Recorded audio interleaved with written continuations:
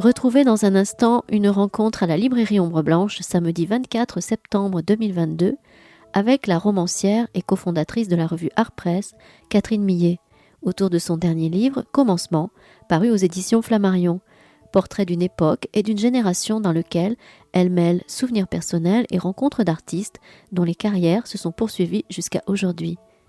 Bonne écoute.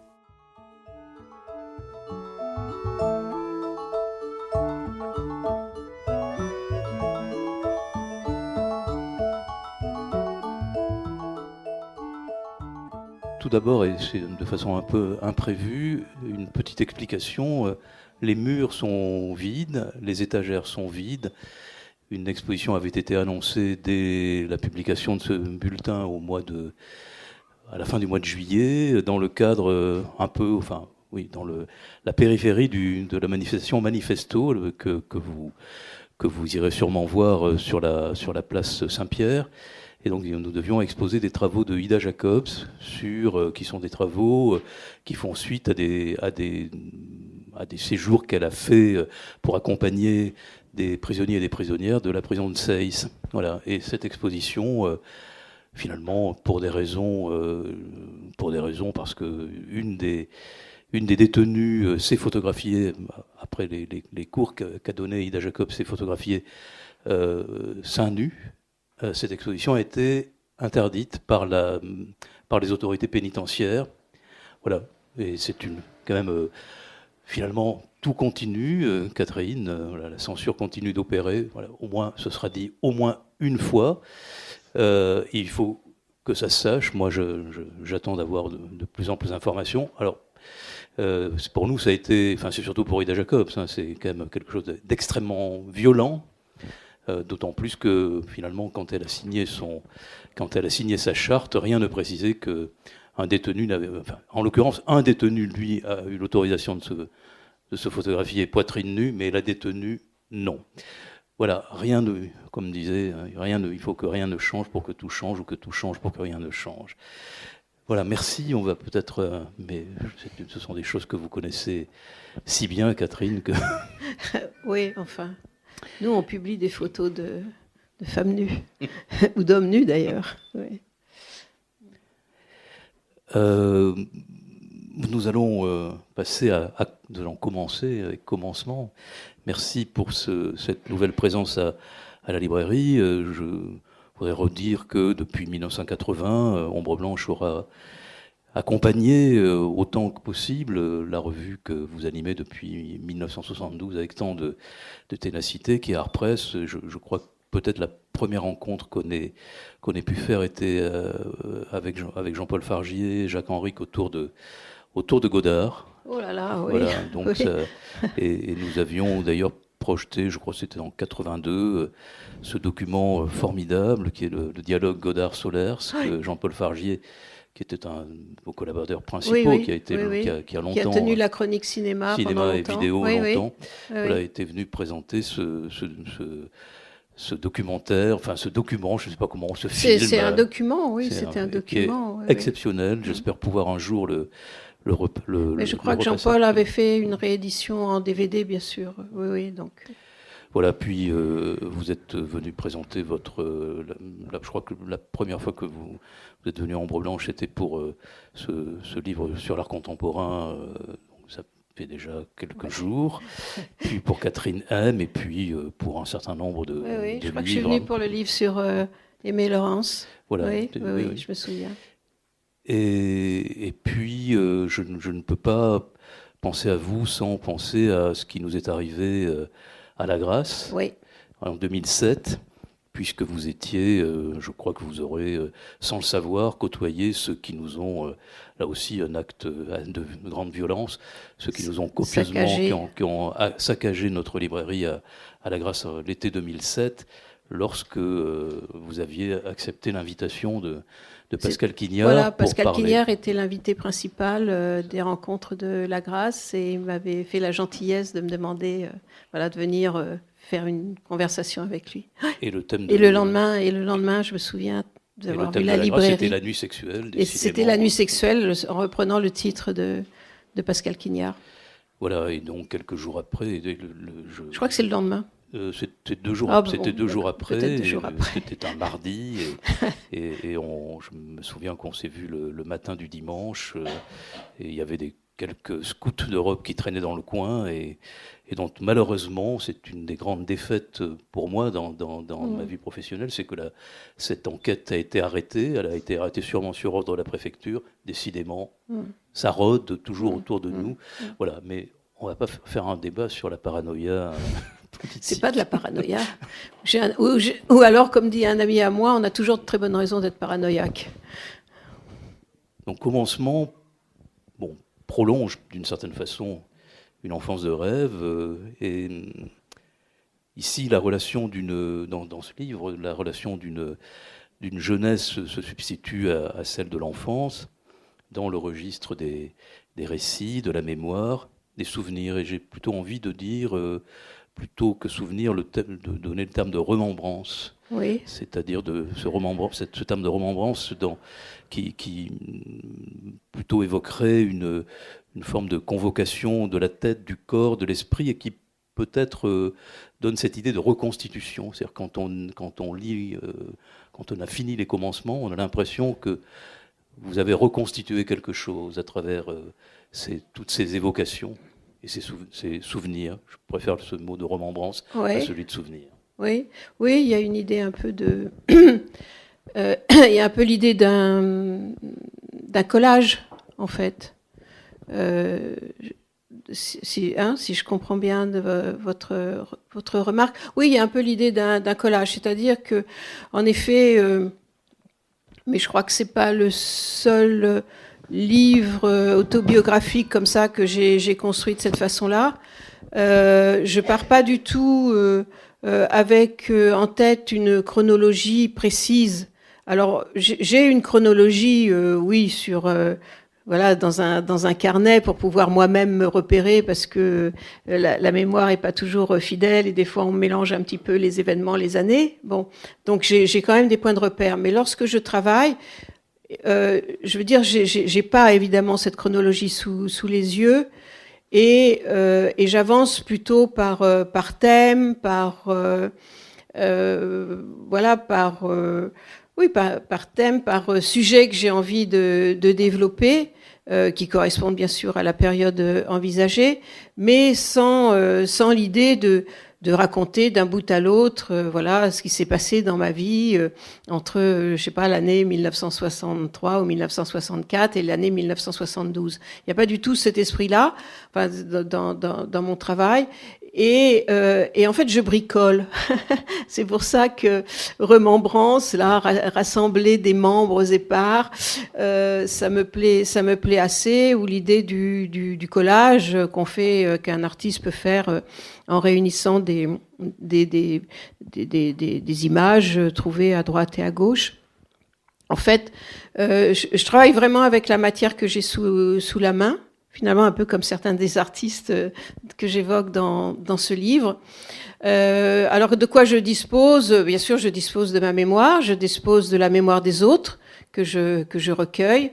Je dispose d'archives, des archives personnelles, qui sont des boîtes en carton dans lesquelles j'ai gardé de la correspondance, aussi bien de la correspondance que j'avais quand j'étais lycéenne avec mes copains et mes copines, que la correspondance avec mes parents ou entre mes parents, des choses que j'ai pu recueillir après leur décès. J'ai toujours gardé aussi, sans savoir trop pourquoi je les gardais, parce que ça prend une place dingue, des collections de journaux, de revues.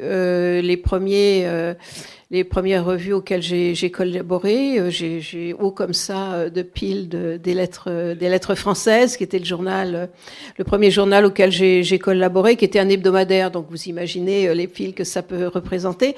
Et donc tout ça me fournit une matière que j'épluche et qui m'aide à construire, alors quand même, un récit. Je crois que j'essaye quand même de faire ça, peut-être plus dans certains de ces livres autobiographiques que dans d'autres, pour quand même donner au lecteur l'impression qu'il lit une histoire, quand même. Alors, dans un des Dans un des chapitres, vous écrivez « Je m'étonne toujours que la mémoire préserve des détails anodins, très anciens, de lieux vite traversés, de paroles qui ne nous concernaient pas, d'événements furtifs, mais dont l'herméneutique introspective la plus systématique ne relâchera pourtant jamais les serres qu'ils ont plantés dans les lobes de notre cerveau, tandis que des événements majeurs pour le déroulement de notre vie demeurent, en dépit de nos efforts, impossibles à repêcher dans une matière grise désespérément spongieuse. Ainsi, alors qu'entre 16 et 18 ans, j'étais aux aguets du moment où je pourrais m'échapper de chez mes parents, j'ai d'abord cherché en vain le souvenir de celui où je les avais quittés pour de bon, définitivement. J'avais l'idée que l'évocation de ce moment serait même le commencement de ce livre. Peut-être, je l'analyse maintenant, parce que j'avais l'intuition que là se situaient, entre guillemets, mes débuts dans la vie, puisque j'avais certainement passé ce seuil sans me retourner. Et à la lecture du livre, il y a ce début dans la vie. Moi, je repensais au titre de La Passade, qui est aux éditions de Minuit en 1963, à cette date où justement c'est à peu près celle de vos débuts dans la vie, qui s'appelait L'entrée dans la vie. Oui. Georges Lapassade, il évoque dans ce livre de 1963 un mouvement permanent par lequel l'homme, bon, la femme aussi, il faut espérer, s'efforce jusqu'au terme de son existence d'entrer dans la vie. C'est s'efforcer jusqu'au terme de l'existence. En fait, cette entrée dans la vie, elle est en quelque sorte elle est toujours réitérée, en cours. elle est toujours Oui. en cours. Oui. Et on constate à la lecture du livre que finalement, l'art, c'est bien un lieu dans lequel on peut, peut-être encore plus qu'ailleurs, remettre tout le temps sur le tapis. Oui, il y a un peu de ça. Alors là, vous me faites déborder du livre lui-même, mais c'est assez vrai. C'est-à-dire que moi, enfin, ça me fait penser que à la fin, alors quand même pour dire encore un mot du livre, je crois qu'à la fin, je fais un petit éloge de la contradiction. Pourquoi ? Parce que surtout aujourd'hui, maintenant que voilà, on va fêter à la fin de cette année le 50e anniversaire d'Art-Presse, donc j'ai quand même une certaine expérience de la critique d'art et cette rencontre avec les artistes comme ça, ces rencontres, j'en ai eu beaucoup, et à partir de cette expérience, je suis d'autant plus forte pour dire qu'en effet, on a le droit à la contradiction, et le droit à la contradiction, ça veut dire que on a le droit de rentrer dans quelque chose de nouveau dans lequel on pensait pas rentrer auparavant. Qu'est-ce que j'entends par là ? C'est que très souvent en ce moment, justement, on me fait parler de ce livre. Les gens, comme j'insiste beaucoup sur le fait que les premiers artistes que j'ai pu rencontrer dans ma carrière, c'était ce qu'on a appelé les artistes conceptuels, c'est-à-dire et puis des artistes qui pratiquaient une abstraction assez rigoureuse. Alors les gens lisent ça et me disent, mais alors donc vos goûts vous portent vers un art assez théorisé, très construit, très rigoureux, épuré, etc. Alors je dis oui, c'est vrai. Bon, mais en même temps, il m'est arrivé, et beaucoup même, de bifurquer et de rentrer dans des œuvres dont je pensais vraiment pas qu'elles allaient m'intéresser et qui sont aux antipodes de ça. Par exemple, je sais pas si ça dit quelque chose, à vous ce soir, mais j'ai le souvenir d'avoir été appelé un jour au téléphone par un grand marchand d'art qui me demandait une préface pour un de ses artistes qui est il est mort maintenant il y a des années, Georg Immendorf, qui est un peintre allemand qui fait une peinture figurative extrêmement nourrie de références à la culture, sa culture, des références à sa vie, à son milieu social, etc. C'est extrêmement dense. Et ma première réaction a été de dire mais non, pas du tout. C'est pas du tout le genre de peinture sur laquelle j'ai l'habitude d'écrire. Et l'autre m'a dit oui, je sais très bien, mais c'est pour ça que c'est pour ça. Bon, il était assez malin. C'est pour ça que je m'adresse à vous. Et je suis allée à la rencontre de Georg Immendorf, j'ai découvert son atelier et il est peut-être aujourd'hui un des peintres sur lesquels j'ai le plus écrit. Voilà. Donc voilà, je suis rentrée dans son monde qui est vraiment un monde en soi. Moi, je suis très très sensible à des œuvres qui ont une autonomie, qui ont une logique autonome. Qui fait que pour les comprendre et pour les apprécier, il faut oublier tout le reste et rentrer dans leur propre mécanique. Enfin, voilà. Bon, voilà. Je ne sais pas si je réponds à la question. Je reviens justement à ce mouvement permanent qu'énonce la Passade.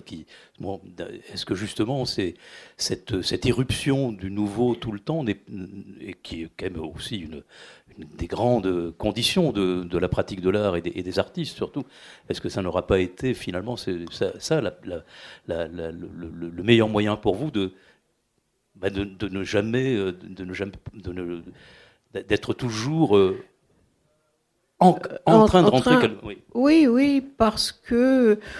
Les débuts dans la vie... oui, en fait, oui, ce que je pourrais ajouter, c'est que j'ai fait aussi mes débuts dans l'écriture.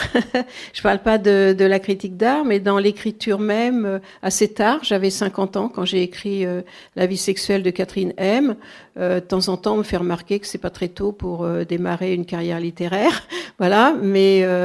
il y a dans l'histoire des exemples de peintres qui ont commencé aussi à peu près à cet âge-là, donc ça pouvait m'encourager. Je crois surtout que, en fait, d'une manière plus générale, il y a certaines pratiques, certains métiers, disons-le, où on est peut-être plus que dans d'autres amené à jamais se fixer, en fait, c'est ça, et à devoir aussi se remettre en cause, et du coup de recommencer quelque chose. Moi, à vrai dire, j'ai jamais été quelqu'un de très sûr de soi, donc en fait, on a toujours l'impression de débuter, oui, j'ai un peu cette impression-là. La première partie du livre est un peu celle de l'incertitude, avant la première rencontre, hein, et la première rencontre se construit autour de ce petit groupe. Oui. Alors c'est peut-être justement parce que c'est l'entrée dans la vie.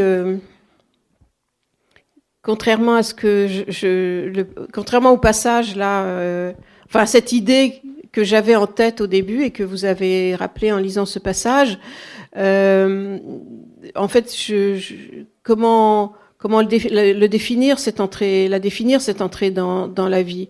Est-ce que c'est le premier petit boulot? Est-ce que c'est voilà, lorsqu'on s'émancipe de la famille? Est-ce que c'est le premier amour ou la première relation sexuelle? Voilà, qu'est-ce qui vous fait vraiment rentrer dans la vie? Alors souvent c'est quand même un petit peu tout ça en même temps. Et j'avais du mal quand même à situer ce début, aussi parce que voilà, ce passage le rappelait aussi. Je trouve que la mémoire, elle trahit aussi. Pourquoi on va se souvenir, voilà, comme je le dis dans ce passage, de choses qui sont apparemment insignifiantes, qui, je sais pas, peut-être après des années de psychanalyse, on peut découvrir que cette chose insignifiante a quand même une signification. Et puis avoir complètement effacé de sa mémoire des événements très importants. Moi, je me disais, mais comment j'ai quitté le domicile de mes parents? Comment j'ai fermé la porte derrière moi en me disant, j'y retournerai pas. En fait, ça s'est pas, j'ai pas de souvenir parce que ça s'est pas passé comme ça. Bon. Et en fait, j'ai basculé vers un autre début du livre, qui est, je m'en suis tirée en racontant l'histoire d'autres personnes, qui sont en effet celles qui m'ont un petit peu entraînée quand même dans la voie qui a été la mienne. Et c'est voilà ce groupe qu'avaient formé 4 jeunes gens qui avaient 2-3 ans de plus que moi. et qui, sous l'influence d'un professeur de philosophie qu'ils avaient au lycée, qui était un poète, Pierre Morange, créé une revue de poésie qui a eu 6, 7, 8 numéros. Et voilà, et je les ai rencontrés. Et voilà, je suis d'abord tombée amoureuse de l'un avant d'aller vivre avec un autre. Bon, et c'est surtout qu'ils ont eu l'idée d'ouvrir une galerie d'art et que de fil en aiguille, je me suis retrouvée à moi-même écrire sur des expositions. Mais ce qui m'a encouragée à choisir voilà ce début-là pour le livre, c'est que je trouvais ça en fait très romanesque. J'y avais jamais pensé. J'ai toujours gardé un contact avec eux. Il y en a même un avec qui j'ai vécu pendant 10 ans, Daniel Templon. Bon, un autre, c'est Daniel Abadi. Il a été conservateur au Centre Pompidou pendant des années. L'autre, c'est Jean Frémont. Il publie des livres chez Paul. Et puis, il est aussi directeur de la Galerie Le Long. Bon, voilà, on a continué à se fréquenter. Ils ont continué à se côtoyer. Et voilà, avec le recul du temps, on se dit, mais c'est incroyable que ce petit groupe de gens, là, dans leur banlieue, on était en banlieue parisienne, à partir de cette revue, comme ça, vraiment, en fait, ils étaient même pas encore étudiants, ils étaient encore lycéens quand ils ont sorti le premier numéro de cette revue. Eh bien, ces gens-là, finalement, ont fait leur chemin voilà, ils ont suivi des voies très, très parallèles. Et j'ai trouvé ça romanesque en soi. Alors je me suis dit, bon, bah voilà, ça m'encourage à démarrer ce récit. Alors effectivement, il y a quelque chose de romanesque, toute cette première partie de ces jeunes gens qui vont eux aussi, comme vous, entrer dans la vie. Ils ont essentiellement des prénoms. Ah bah au début, ils ont des prénoms, voilà, oui. Ils ont des prénoms. Donc c'est un peu comme dans les films de Garel. Voilà, on les sent un peu comme ça, très, très jeunes gens de leur temps. Et puis jusqu'à ce que, effectivement, la galerie ouvre et que on ait le nom de Templon qui arrive. Et on passe peut-être un peu à un autre registre après. Et là, les artistes et la société rentrent en jeu. Voilà. Bah, oui, c'est difficile. Moi, je crois que je dis ça, c'est que, enfin, je sais pas, peut-être certains parmi vous ont une autre expérience, mais il me semble que cette sortie de l'adolescence, c'est un moment très, bon, assez, je trouve, moi, assez douloureux, je trouve, parce que on a encore en soi ce confort de l'enfance, en fait. On est dans ses rêves, on est dans sa bulle, on rêve sa vie à venir sans rien connaître de la vie. Et puis on est quand même au bord de l'engagement professionnel. Il va falloir se décider, qu'est-ce qu'on va faire, comment on va gagner sa vie, avec qui on va rencontrer pour vous aider dans ce passage. C'est un moment très, moi j'ai trouvé très très difficile, mais où on est, je disais à l'instant, on est dans sa bulle. Moi en tout cas, avant cette explosion comme ça, parce que c'est juste avant mai 68 en fait, et je peux pas dire, je dis pas d'ailleurs que j'ai participé à mai 68 parce que je n'étais pas étudiante, bon, et j'étais beaucoup plus spectatrice, enfin quand même, voilà, avant cette prise de conscience politique à cette époque-là, j'étais dans cette bulle, voilà, encore de l'enfance, de la fin et encore de la fin de l'adolescence, où on est vraiment dans un monde rêvé, quoi. On est assez inconscient du monde qui vous entoure, ou en tout cas, les interprétations qu'on en fait sont assez fantasmatiques, je crois. En tout cas, c'est l'expérience que j'ai eue moi. Et ce qui fait que le premier chapitre du livre est en effet assez différent de la suite. Bon, après, je suis rentrée très très vite, au contraire, dans la vie professionnelle, puisque j'ai commencé à publier, j'avais 20 ans. Donc, et puis même avant ça, pendant 2 ans, j'ai fait des boulots, quoi. J'ai gagné ma vie. J'ai gagné ma vie à partir de l'âge de 18 ans. Donc, en fait, ce premier chapitre qui est bâti autour des toutes premières rencontres que je fais, les amitiés que je noue avec des gens qui ont mon âge, qui sont à peine plus vieux, on parle bien sûr du monde qui nous entoure, mais c'est un monde dont on n'a qu'une connaissance livresque au mieux. C'est un monde dans lequel on n'est pas encore acteur, donc en fait, on n'en sait pas grand-chose. Et c'est pour ça que je dis, on le rêve encore. Voilà, j'évoque une amie qui, elle, était beaucoup plus politisée, par exemple, que moi, et qui avait, comme ça, qui faisait des déclarations très, très péremptoires sur le monde, la société, ce qu'il fallait faire et tout ça. Bon, mais elle était néanmoins dans son rêve, quoi. Elle n'était pas du tout dans le réel.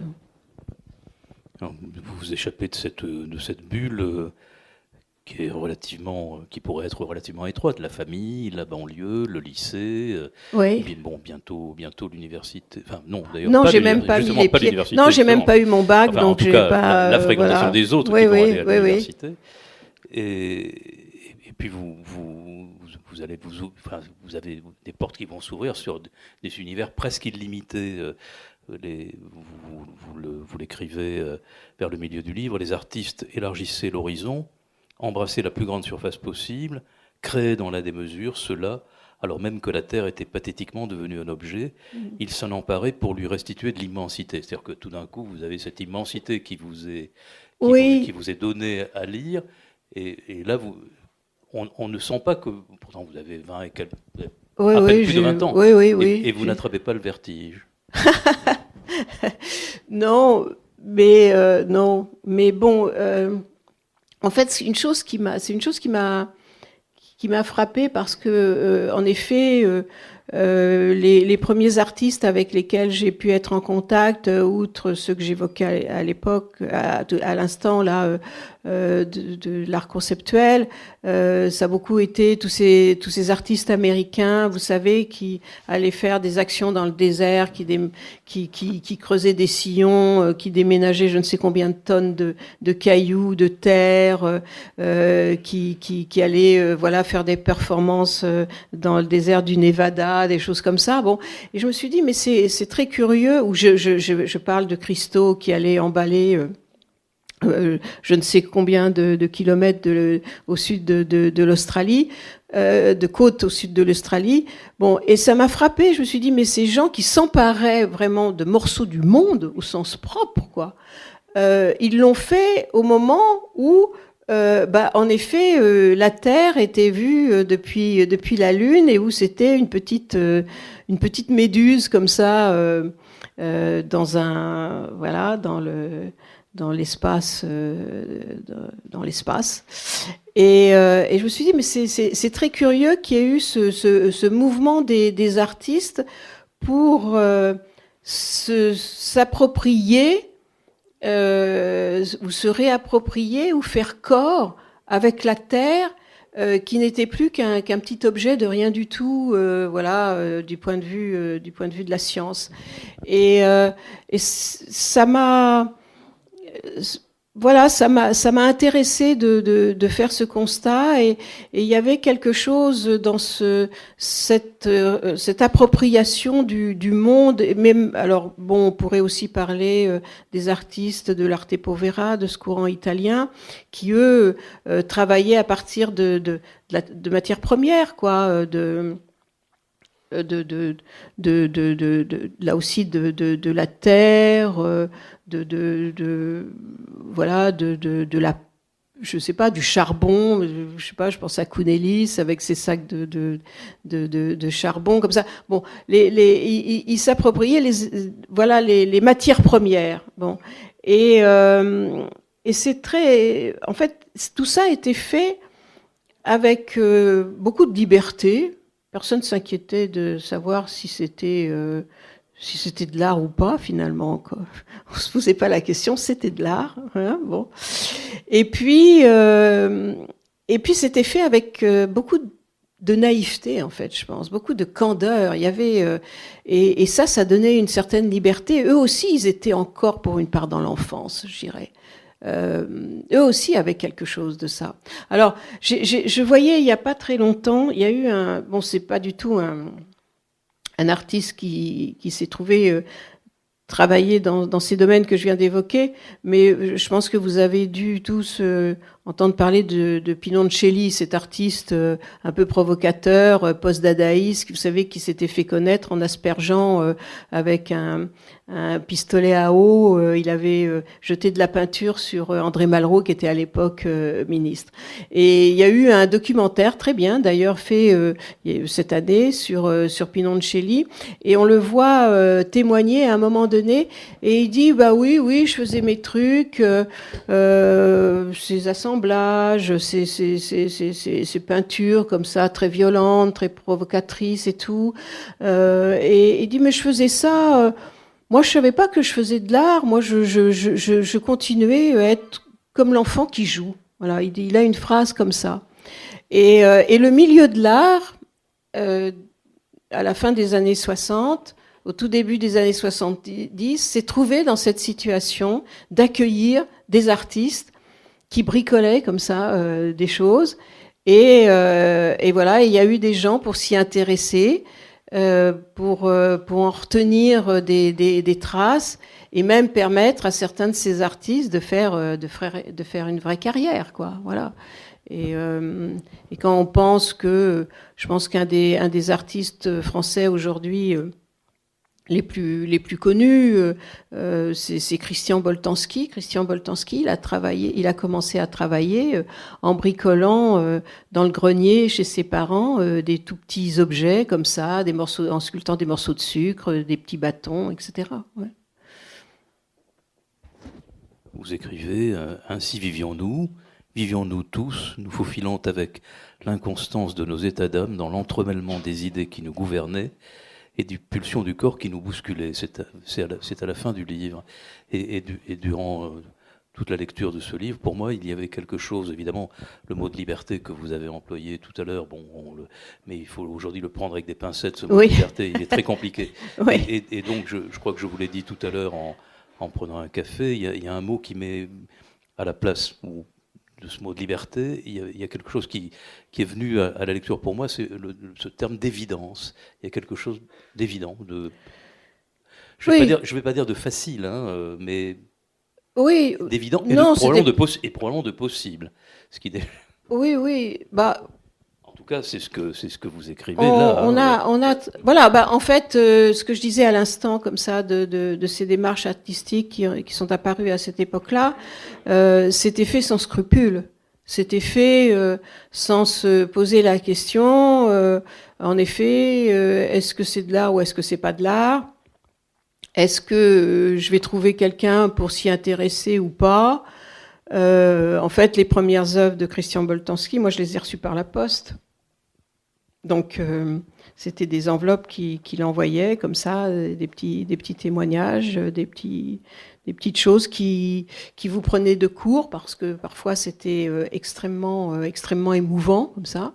Quand je le raconte dans le livre, vous recevez une enveloppe à votre nom. En plus, je raconte ça, c'était drôle parce qu'il m'envoyait encore sa correspondance à l'adresse chez mes parents. Donc voilà, j'allais chez mes parents, il y avait une lettre qui m'attendait, je l'ouvrais et dedans il y avait une mèche de cheveux. Une mèche de cheveux, c'est quelque chose qui vous prend de court quand même. C'est très très émouvant. Bon. Et oui, et il y avait cette évidence. Alors du coup, on était émus, mais il ne faisait pas de doute que ce type-là qui vous l'avait envoyé était un artiste. Voilà, c'était bon. Et il y avait, quand je dis il n'y avait pas de scrupules, c'est-à-dire que je ne sais pas si les nouvelles générations aujourd'hui vivent de la même façon, mais on avait à la fois des engagements ou politiques ou théoriques extrêmement puissants. Les artistes, d'abord, moi peut-être c'était plus des engagements esthétiques que politiques. Mais il y avait des artistes près de moi qui avaient des engagements politiques très très forts. Ils étaient voilà très très engagés, très militants. Bon, et que on vivait au milieu des bagarres, on vivait au milieu des contradictions. Je raconte, il y a une scène, j'espère assez drôle, où je rappelle que un peintre qui était Louis Kahn de Support Surface, le soir de son vernissage, c'était sa première exposition donc chez Daniel Templon, il distribue un tract vraiment très violent contre l'art conceptuel et contre Daniel et contre moi parce qu'on défendait l'art conceptuel. Bon, alors on a pris cette violence dans la figure. Ça ne nous empêche pas de faire le numéro 3 avec oui, nous. Oui, exactement. Et on a pris cette violence dans la figure, on a réagi comme on a pu. Daniel d'ailleurs a décidé qu'il décrochait l'exposition, il l'a censuré, donc il a été accusé d'être un censeur. Mais l'année suivante, Louis Kahn exposait quand même chez Daniel Templon, et en fait, ces contradictions, ces passages de l'un à l'autre, c'était vécu dans le moment, comme ça. On avait... Comment dire ça? C'était pas, il n'y avait pas de reniement de qui que ce soit. Louis Kahn nous avait attaqués, ça nous avait pas empêché de rester fidèles aux artistes conceptuels et de continuer à s'intéresser au travail qu'il faisait lui et ses amis. Bon, donc pour nous, c'était logique que un jour, par exemple pour Daniel, c'était logique qu'à nouveau il puisse l'exposer.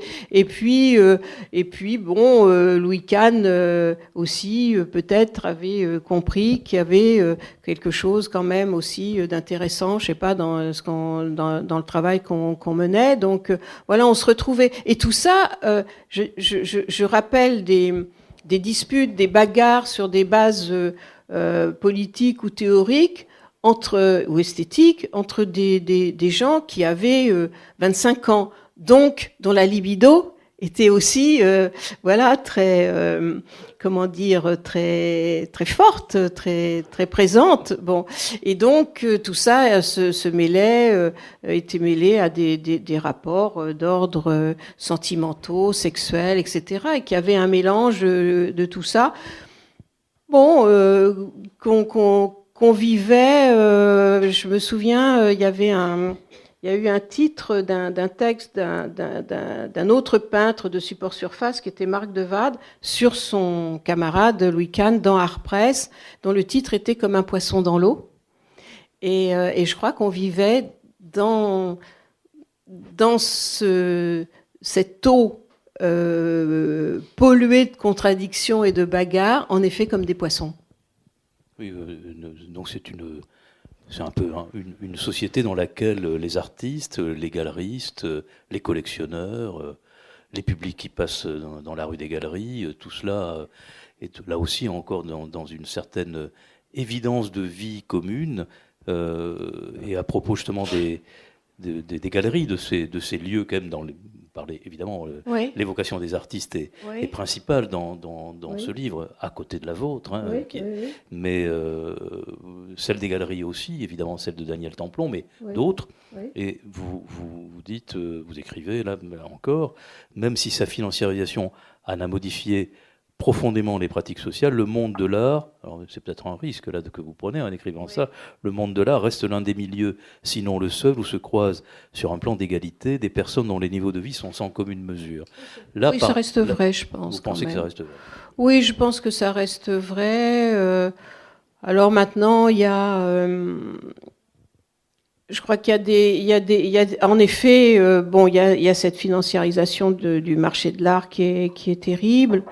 Et qui fausse, à mon avis, beaucoup les valeurs, qui fausse surtout, je pense, un des plus grands dommages, c'est que ce que retiennent les médias, la grande presse du monde de l'art contemporain, c'est le haut de l'iceberg financier, en quelque sorte. On parle des œuvres quand ça atteint des prix astronomiques et que si on met l'objet à côté et que cet objet est dérisoire, comme un, je sais pas, un Jeff Koons ou je sais pas, un Damien Hirst, évidemment, ça alimente le spectacle. Je pense que c'est ça qui est le plus dommageable. Bon.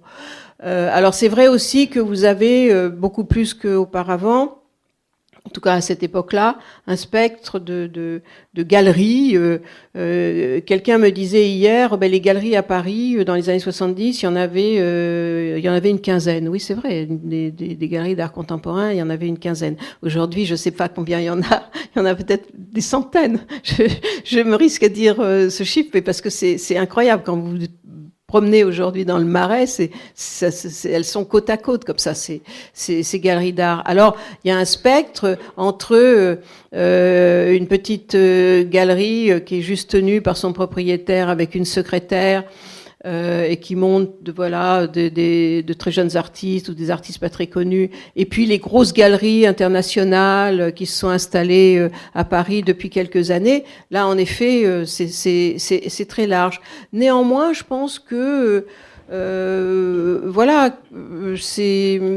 beaucoup de ces gens restent des gens très très ouverts. Alors peut-être que c'est un petit peu plus difficile d'aller présenter un dossier à la galerie Werner que dans une petite galerie, mais l'un dans l'autre, si on veut exposer, on peut trouver, c'est ouvert. Moi, je sais que Art Press, par exemple, c'est tout le temps que des gens, on ne sait pas d'où ils viennent, vous envoient des propositions d'articles et si on trouve ça bien, la personne peut commencer à publier dans Art Press. Je pense que ça reste quand même assez ouvert et que suivant le rôle que vous occupez dans ce milieu, suivant que vous êtes critique d'art, comme on dit aujourd'hui curateur, ou marchand, ou directeur d'une grosse galerie, etc. Vous n'avez certainement pas les mêmes niveaux de vie,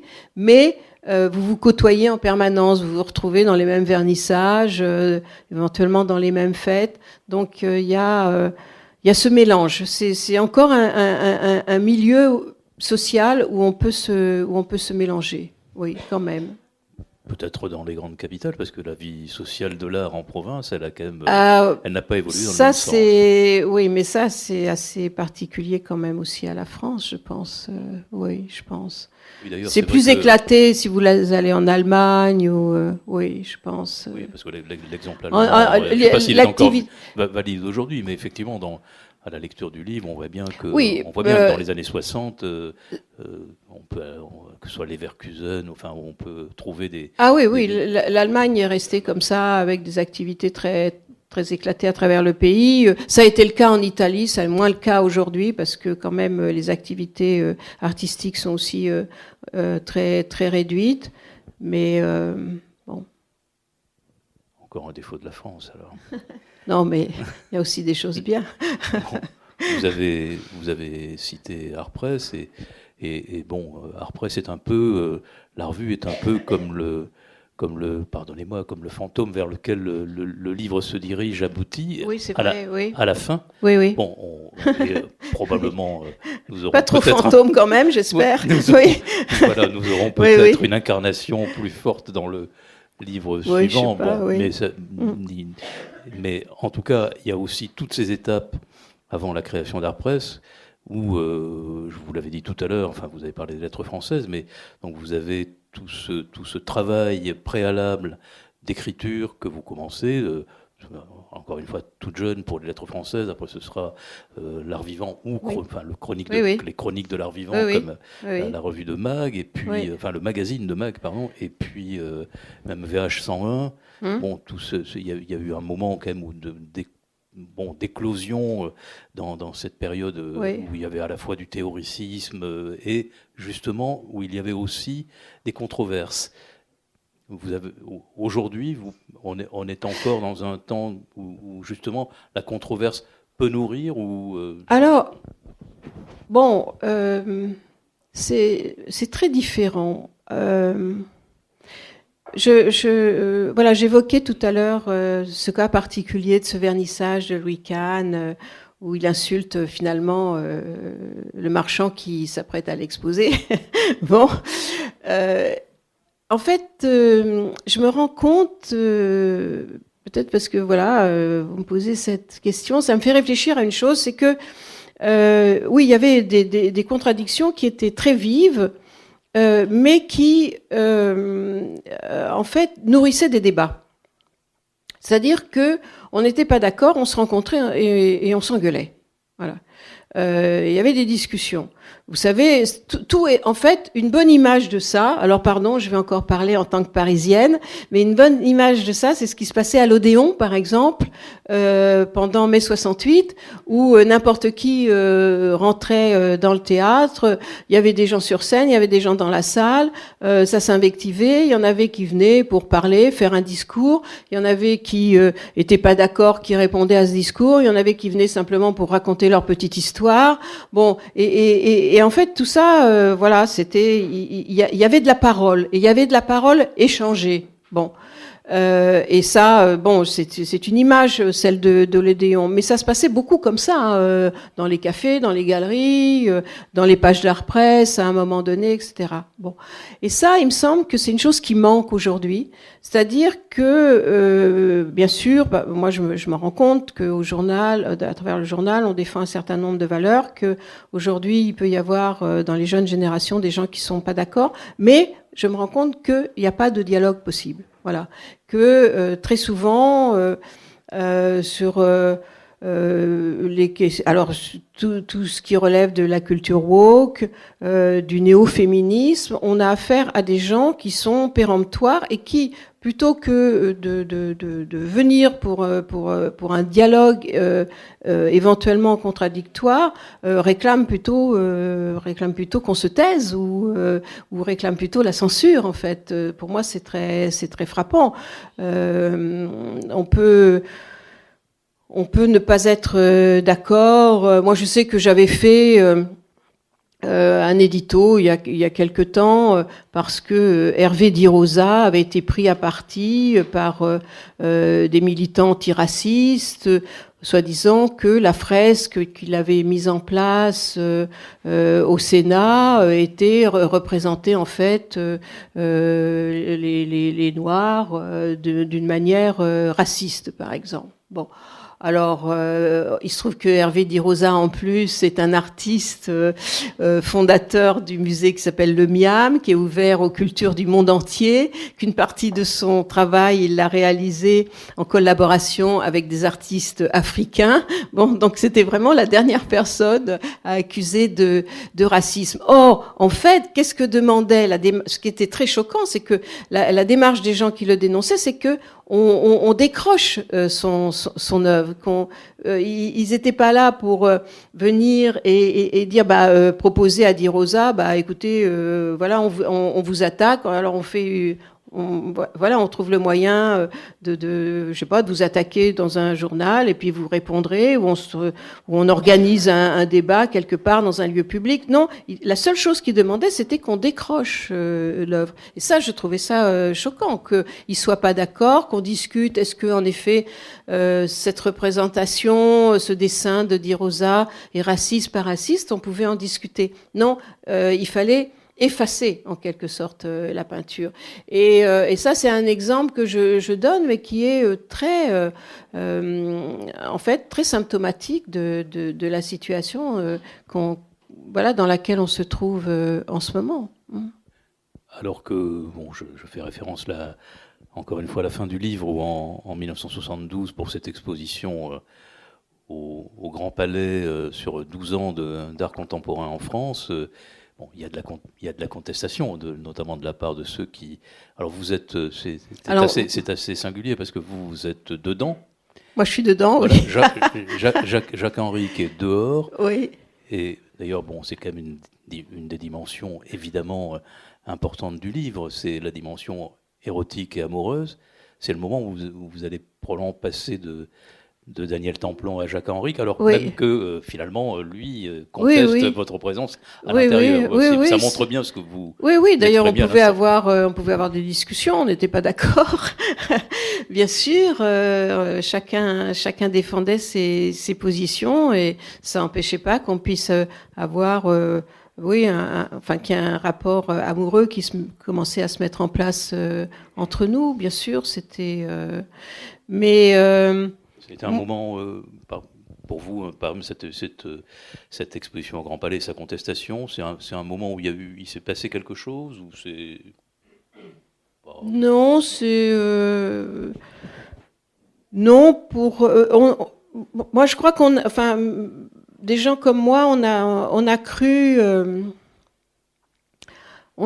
à une réponse, comment dire, une réponse officielle à l'art qu'on défendait, qui serait positive, qui permettrait en effet voilà, à la société d'évoluer, à ouvrir les gens, à les rendre plus tolérants, etc. Bon, je crois qu'on s'est trompé, quoi. C'était un peu de l'ordre d'utopie. C'est vrai qu'il y a un gain, c'est-à-dire que après il y a eu toute cette politique mise en place par Jacques Lang. Nous, on l'a beaucoup critiqué, mais je dois reconnaître en même temps que quand même ça fait beaucoup pour l'assimilation par la société de certaines formes d'art comme ça.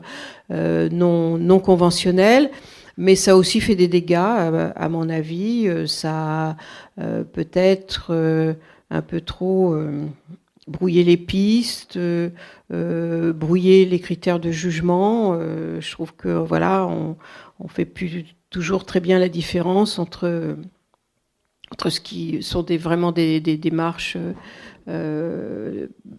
profondes, profondément motivées chez l'artiste et qui peuvent amener vraiment quelque chose au spectateur, et puis d'autres qui sont quand même un peu plus faites pour le marché ou pour la circulation dans l'institution, etc. Bon, donc ça crée évidemment aussi beaucoup de confusion, mais j'ai perdu mon fil. Non, mais puisque vous citiez Jack Lang, justement, ça s'administre l'art, parce que finalement, quand même s'il était en partie administré avant Lang, et même évidemment du temps de Malraux, mais finalement, à partir des années 80, il y a une forme de, comme vous prononcez le mot, d'institution. Il y a quand même une administration qui devient un peu lourde. Oui, qui devient un peu lourde. Bon, en fait, ce qui se passe, je crois, c'est que dans ce domaine, comme dans d'autres domaines, l'administration a pris le pas. C'est-à-dire que quand Jacques Lang a mis en place toutes ces institutions dans les régions, il a travaillé en collaboration avec des gens, comme on disait, qui venaient du terrain. Qui étaient des gens qui avaient déjà été actifs à un titre ou à un autre, simplement parfois en tant que critique d'art. Hein. Un de ses proches collaborateurs, Gérald Gassiot-Talabo, avait été le directeur de la revue Opus. C'était un critique d'art très, très engagé, d'ailleurs. Bon. Donc c'était des gens de terrain, et c'était des gens qui avaient une très grande proximité avec les artistes. Bon. Et puis cette génération, évidemment, il y en a qui sont partis à la retraite, il y a ceux qui sont morts, etc. Ça a été remplacé par d'autres générations. Et là, c'était des générations, ça a été la prise du pouvoir dans l'art par les énarques, si on peut dire les choses comme ça, en les résumant d'une manière un peu brutale. Et là... oui, là, moi, je trouve que c'est difficile d'avoir des interlocuteurs aujourd'hui dans certaines administrations culturelles. Il faut donc que ceux qui aiment l'art, celles et ceux qui vont dans les musées, les galeries, qui peut-être d'ailleurs ne sont pas assez nombreuses et nombreux, reprennent en quelque sorte, j'allais dire, et les artistes évidemment en premier. Oui. On voit ça un peu. On voit ça un peu. On voit ça un peu avec les toutes jeunes générations. Nous, ça fait à une ou deux reprises comme ça qu'on publie des petites enquêtes qu'on fait auprès de très jeunes artistes, et on voit comment certains d'entre eux s'organisent en marge en fait de tout ça, même en marge du marché pour certains. Il y en a même que ça intéresse pas d'ailleurs de vendre. Certaines pratiques le nécessitent moins que d'autres. Bon, donc bon, oui, c'est forcément des expériences auxquelles on est attentif, mais qui sont voilà, il y a ce foisonnement aujourd'hui, il y a cette difficulté à faire des choix devant ce foisonnement qui complique un petit peu les choses, oui, comme je l'évoquais tout à l'heure. Ouais. Vous avez prononcé le mot de terrain. Bon, on est ici sur un terrain, donc on va peut-être donner la parole à celles et ceux du terrain, lecteurs, lectrices, ou collectionneurs, ou artistes. Oui, ça marche, oui. D'abord, je tiens à vous remercier. Donc, je suis né en 56, donc je pense qu'on est de la même génération. Et quand j'avais 20 ans, j'ai dit... Presque. Voilà. Mais c'est une... Enfin, bref. Et donc, moi, je lisais Art Press quand j'avais 20 ans. Et j'ai découvert Art Press et j'ai découvert Jackson Pollock. Donc, ça a été le peintre majeur. Et moi, je n'avais aucune culture dans ma famille. Il n'y avait aucun livre. Et donc, il a fallu que je bosse et je me suis révélé en peinture à l'âge de 62 ans. D'accord ? Et tout ce milieu, ça me dégoûte. Tout ce fric, ça me dégoûte. Et je salue votre revue parce qu'effectivement, vous êtes en marge de ça et vos textes sont sensés, ils sont bien analysés, ils sont bien pesés. Et je tiens à vous remercier. Ce qui est rarissime. Comment ? J'ai pas entendu. Non, j'ai dit merci. Voilà. Je peux pas dire autre chose que merci beaucoup. Et bon, moi, ça m'attriste. Bon, vous avez parlé de Jacques Lang. Bon, c'est vraiment le confusionnisme parfait. Le dernier ministre de la Culture, c'est Malraux. Il y en a un qui tenait la route, c'était Jacques Ralite. Lui, il tenait la route. Et bon, oui, mais Ralite, oui, mais Ralite n'était pas ministre. Mais Ralite a fait beaucoup de choses. Il a fait beaucoup de choses pour la culture, pour le théâtre, etc. Vrai, c'était une pointure. J'appelle ça une pointure. Mais malheureusement, on ne prend pas des gens comme ça. Voilà. Après, bon, moi, je ne sais pas comment l'avenir va évoluer, mais bon, je suis inquiet. Bon, vous faites acte de résistance, quoi, quelque part. Un peu, oui. On est fort à la mot.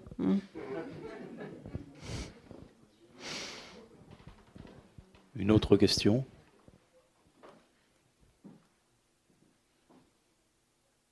Pas de questions ?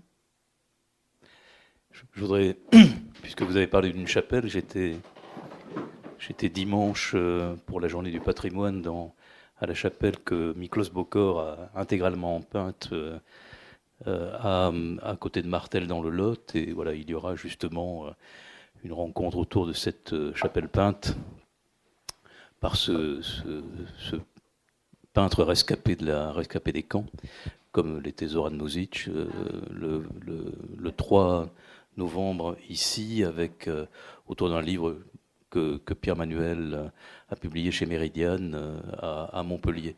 Moi, vous avez un très long chapitre sur 1969, donc oui.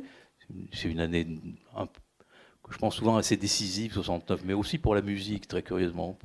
Pourquoi, pour vous, puisque vous avez intitulé même ce chapitre 1969, est-ce que c'est parce que c'est finalement un moment de basculement dans le récit, ou c'est vraiment parce que c'est une année très particulière ? Oui, je pensais pas du tout quand j'ai entrepris ce livre que j'aurais un chapitre qui... D'ailleurs, je l'ai détaché. C'est qu'à un moment donné, tout ce que j'avais à raconter de ce qui s'était passé dans cette année-là devenait tellement dense que j'étais obligée de sortir ce chapitre parce que alors est-ce que c'était dans les faits de 68, mais il y a eu une succession d'expositions, d'actions dans le domaine de l'art, en tout cas celui que je fréquentais, particulièrement les choses s'enchaînaient les unes les autres.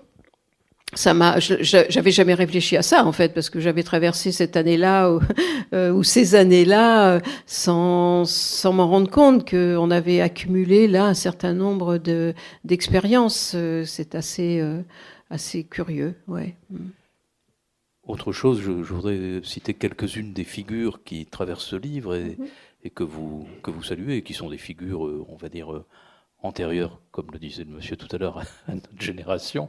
Et bon, il y a celle de Georges Boudaille, celle de Harald Seemann, il y a Pierre Restani, et puis Roger Talon. Oui. Est-ce que c'est quelqu'un à qui oui, vous devez alors, quand même beaucoup? Roger Talon, ça a été un ami intime, mais c'est aussi, ça a été un très grand designer. Moi, quand je l'ai connu, il travaillait pas encore sur le TGV, mais enfin, ça s'est fait dans les années qui ont suivi. Et il se trouve il avait été très très proche d'Yves Klein, et donc voilà, il avait aidé Yves Klein à réaliser certains de ses projets. Et puis, du coup, il avait fréquenté les nouveaux réalistes, il était proche d'Armand, de Restani, de César, etc. Il a aidé aussi de temps en temps César pour certaines réalisations. Donc, et quand voilà, il s'est trouvé que on a eu la possibilité avec Daniel Templon et puis un jeune collectionneur à l'époque qui s'appelait Hubert Goldet de créer Artpress. Mon premier réflexe a été de demander à Roger de faire la maquette d'Artpress. Et on vit encore en grande partie sur cette maquette jusque Roger Talon est mort il y a quelques années, mais jusqu'à la fin, il venait régulièrement au journal. Les graphistes avec lesquels on travaillait à l'époque adoraient ça parce qu'il était très très sympathique, il avait toujours plein d'histoires à raconter, et il participait toujours au choix de la couverture parce que c'était son lien qu'il entretenait comme ça avec Artpress, et en fait il a été, pour moi, il m'a appris je dis toujours, il m'a appris une méthode de travail, je crois. Il m'a appris à la fois à rationaliser un peu comme ça mon travail, tout en gardant une part sensible. Je dis toujours, Roger Talon, il était ingénieur de formation, donc c'était un esprit scientifique. Bon, mais en même temps, c'est lui qui a arrondi les angles dans le domaine du design. Avant lui, toutes les télévisions, c'était des boîtes avec des arêtes nettes, et il a fait cette télé qui s'appelait la télé Avia et qui était ovoïde comme ça. Et quand il a travaillé d'abord sur le train corail et ensuite sur le TGV, il a fait de la même façon. Avant, tous les sièges étaient à angle droit comme ça, et lui, il arrondissait tout comme ça. Bon, et en fait, c'était juste comme ça pour répondre à une question de sensibilité, quoi. On a une sensation de plus grande douceur si les angles sont arrondis. Donc, il a joué un rôle pour moi aussi de ce point de vue comme ça. Et puis moi, en fait, vous citez tous ces noms. C'est des gens qui ont compté pour moi à titre divers, parce que c'est des gens qui passaient le relais, quoi, en fait. Restani, il m'a passé un relais. Georges Boudaille, quand il m'a fait travailler, écrire mes premiers articles aux Lettres françaises, il m'a fait complètement confiance. Justement, je lui rendais service.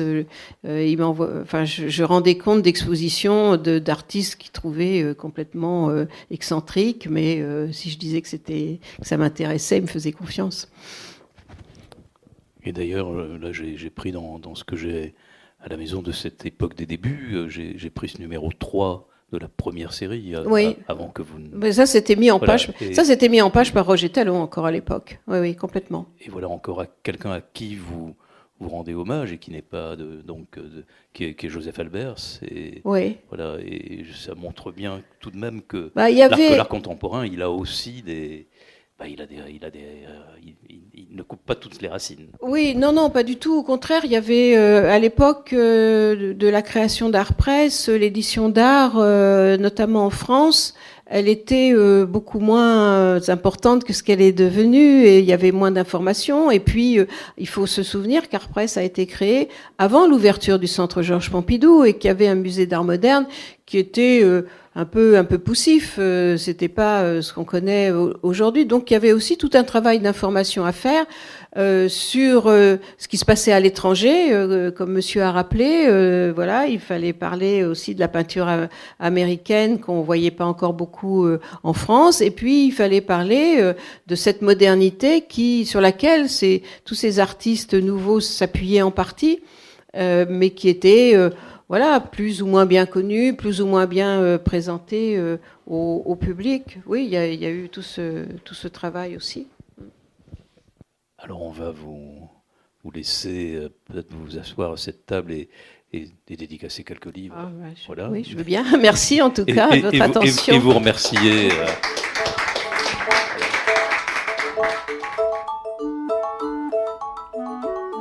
Le livre de Catherine Millet, Commencement, est publié aux éditions Flammarion.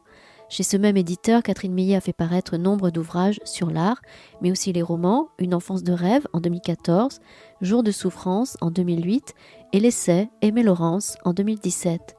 Vous venez d'écouter une rencontre enregistrée samedi 24 septembre 2022 à la librairie Ombre Blanche à Toulouse, réalisée et mise en onde par Radio Radio.